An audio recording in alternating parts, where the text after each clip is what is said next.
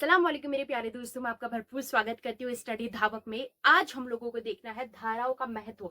इतने दिनों से हम धाराएं पढ़ रहे थे, लेकिन उनका क्या इंपॉर्टेंस है, क्या वो हमारी लाइफ में इम्पैक्ट डालती हैं, ये सब आज हम लोग देखेंगे। तो जल्दी से चैनल को सब्सक्राइब कीजिए, लाइक कीजिए और वीडियो को ज्यादा से ज्यादा लोगों तक शेयर कर दीजिए। तो देखते हैं कि धाराओं का क्या महत्व है। आपको मैंने बताया था कि धाराएं टू टाइप्स की होती है, गर्म धारा और ठंडी धारा, और दोनों के ही अलग अलग महत्व है। दोनों ही अपने अपने स्तर पर अलग अलग इम्पैक्ट डालती है। ठीक है, तो धाराओं से सबसे पहले क्या होता है ना, आप थोड़ा सा खुद अंदाजा लगाइए और कोशिश कीजिए सोचने की। जो ठंडी धारा है वो क्या करती होगी। मैं आपको बता दूं, जो ठंडी धारा है ना वो ज्यादा से ज्यादा शुष्कता लाती है। शुष्कता मतलब होता है सूखापन लेकर आती है। तो यहाँ पर लिखते जाइएगा कि ठंडी धारा से शुष्कता आती है। ठंडी धारा से शुष्कता आती है, वहीं गर्म धारा से आर्द्रता बढ़ती है। आपको पता है कि आपको तो इतना पता है कि अगर पानी बहुत अधिक ठंडा हो जाए तो वो जमना शुरू कर देता है। तो एक प्रकार से शुष्कता लेकर आता है, कठोर टाइप का मतलब ऐसे पानी में थोड़ी कठोरता होती है। लेकिन वही जो गर्म धारा होती है उसमें आर्द्रता बहुत होती है और इस कारण वर्षा होती है। जिस भी पानी में आर्द्रता अधिक होगी उसमें क्या होगी, वर्षा होगी। तो गर्म धारा का यहाँ पर क्या महत्व पता चलता है कि गर्म धारा से आर्द्रता अधिक होती है और वर्षा होती है, और जिस भी इलाके में ठंडी धारा बहेगी वहां क्या होगी, शुष्कता अधिक होगी। ठीक है, ये है आपका पहला पॉइंट। नेक्स्ट हम देखते हैं। अब आपको पता है कि मैंने आपको उत्तरी अटलांटिक प्रवाह बताया था। ये उत्तरी अटलांटिक प्रवाह कौन सा होता है, जो पूरे नॉर्वे तक का जाता है। जल्दी से वो वाला देखो जिसमें मैंने आपको बनवाया था। तो ये उत्तरी अटलांटिक कहाँ जाते हैं, नॉर्वे तक का। लेकिन आप जरा अच्छे से देखो, मैप है तो आपके पास। तो ये जो मैंने आपको बताया था, ये उत्तरी अटलांटिक प्रवाह कुछ इस प्रकार से यहाँ बहता है। तो इसके नीचे वाले इलाके में क्या है, इसके नीचे वाले इलाके में पूरा यूरोप महाद्वीप। आप देखिए मैंने जो बनवाया था, जो पूर्वी ये अटलांटिक धारा बह रही है पूरे महाद्वीप, सॉरी, ये पूरे यूरोप वाले महाद्वीप के ऊपर बह रही है। तो इससे ना यूरोप में बहुत ज्यादा इम्पैक्ट पड़ता है। वो क्या पड़ता है, इसके कारण यूरोप में वर्षा होती है। तो लिखिएगा उत्तरी अटलांटिक प्रवाह से क्या होती है, यूरोप में वर्षा। और उत्तरी अटलांटिक प्रवाह कैसी धारा है, गर्म धारा। तो ऑब्वियस सी बात है, इसमें क्या अधिक होगी, आर्द्रता। और जिसमें आर्द्रता अधिक होती है वो क्या लाती है, वर्षा। तो उत्तरी अटलांटिक प्रवाह से यूरोप वाले क्षेत्र में वर्षा होती है। तो देखो इसके कितने इंपॉर्टेंस है कि वर्षा के लिए भी एक रीजन बन रहा है धाराएं, जबकि वर्षा के लिए और भी रीजन है, लेकिन धाराओं का होना भी बहुत इंपॉर्टेंट है वर्षा के लिए। जैसे कि यूरोप महाद्वीप में वर्षा किस कारण हो रही है, धाराओं के कारण। उत्तरी अटलांटिक धारा से यूरोप में वर्षा होती है। एक और इंपॉर्टेंट चीज जो मैं यहाँ पर नहीं लिखा पाई थी, जहां पर भी ये ठंडी धाराएं हैं ये शुष्कता तो लाएंगी, लेकिन शुष्कता लाने की वजह से क्या होगा, मैंने अभी आपको बताया था ना, शुष्कता मतलब सूखापन, और सूखेपन से इस इलाके में मरुस्थल बनेंगे। जिस भी इलाकों में ठंडी धाराएं अधिक चलेंगी उन इलाकों में मरुस्थल अधिक बनेंगे। फॉर एग्जाम्पल आप देख रहे हैं कि जैसे ग्रीनलैंड और कनारी की धारा, ये जो कैसी है, ये ठंडी धाराएं। तो इनके इलाकों में जो भी क्षेत्र पड़ेगा वहां पर शुष्कता अधिक। तो मैंने अभी आपको क्या बताया था, जहां पर भी ठंडी धारा होगी वहां पर शुष्कता अधिक आएगी, और शुष्कता अधिक आने की वजह से मरुस्थल होंगे, क्योंकि ठंडी धारा में आर्द्रता तो होती नहीं है। आर्द्रता नहीं होती है, इट मीन्स वर्षा नहीं होती है। तो जिस भी क्षेत्र में वर्षा नहीं होगी उस इलाके में मरुस्थल तो बनेंगे, ऑब्वियस सी बात है। और ठंडी धारा वर्षा नहीं करवा पाती है, तो जिस भी इलाके में ठंडी धाराएं बहती है उस इलाके में मैक्सिमम जगह में मरुस्थल पाए जाएंगे। ठीक है, तो जहां पर भी ठंडी धारा बहेंगी वहां पर क्या होंगे, मरुस्थल होंगे।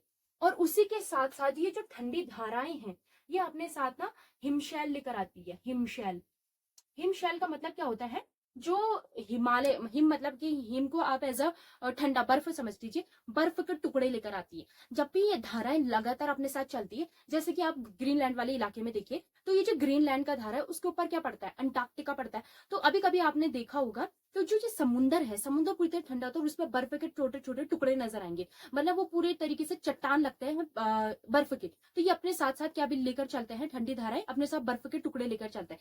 हो सकता है कि बहुत सी जगह में देखिए मैक्सिमम इसकी संभावना है कि जब भी ये ठंडी धाराएं चलती होंगी, क्योंकि इसमें शुष्कता अधिक होती है, तो ये बहुत बार जम जाती होंगी। तो जमने की वजह से इसकी बहुत से इलाकों में क्या मिलते हैं, बर्फ के टुकड़े। तो ये अपने साथ क्या क्या लेकर चलती है, हिमशैल को लेकर चलती है। एक बहुत अच्छा काम ये करती है, ये अपने साथ प्लवक लेकर आती है। प्लवक क्या होते हैं ना, प्लवक क्या होता है, ये मछली का भोजन होता है। जो जैसे हमारा अगर हम प्राथमिक भोजन की बात करें, हमारा प्राथमिक भोजन क्या होता है? दुग्ध होता है ना। जैसे हम लोग जब भी बच्चा पैदा होता है तो उसको माँ का दूध चाहिए होता है, उसी तरीके से मछलियों का भी प्राथमिक भोजन क्या है? प्लवक है। तो ये अपने साथ प्लवक लेकर जाते हैं। तो जिस भी इलाके में ठंडी धाराएं होंगी, लेकिन साथ साथ वहां पे गर्म धाराएं भी होंगी, तो ऐसे इलाकों में मछली उत्पादन बहुत ज्यादा अधिक होता है। तो ये क्या करती है? अपने साथ प्लवक लेकर भी चलती है। इसकी वजह से, ठंडी जल धाराओं की वजह से ही कोहरे का निर्माण भी होगा। कोहरे का निर्माण, और कोहरे का निर्माण उस जगह में भी होगा जहां पर गर्म और ठंडी जलधाराएं दोनों मिलेगी। एंड नेक्स्ट पॉइंट है इससे, जहां पर भी गर्म जलधाराएं मिलती हैं वहां पर को मछली उत्पादन अधिक होगा। गर्म प्लस ठंडी धारा से क्या अधिक होगा? मछली उत्पादन।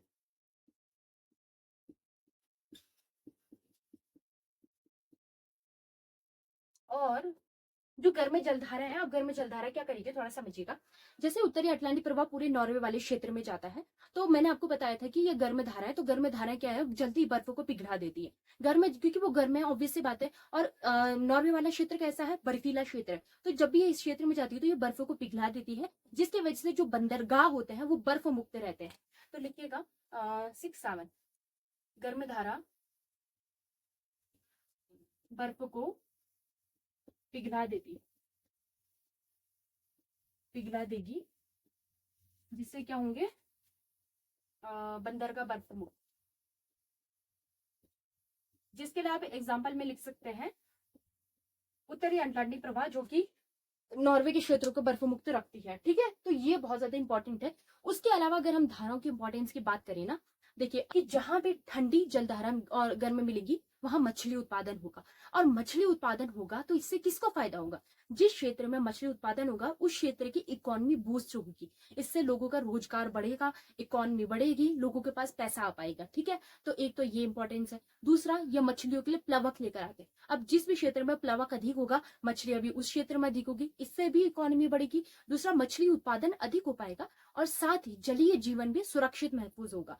साथ ही जलीय जीवन भी सुरक्षित रह पाएगा। ठीक है, और साथ ही जलीय जीवन भी और अधिक बढ़ पाएगा।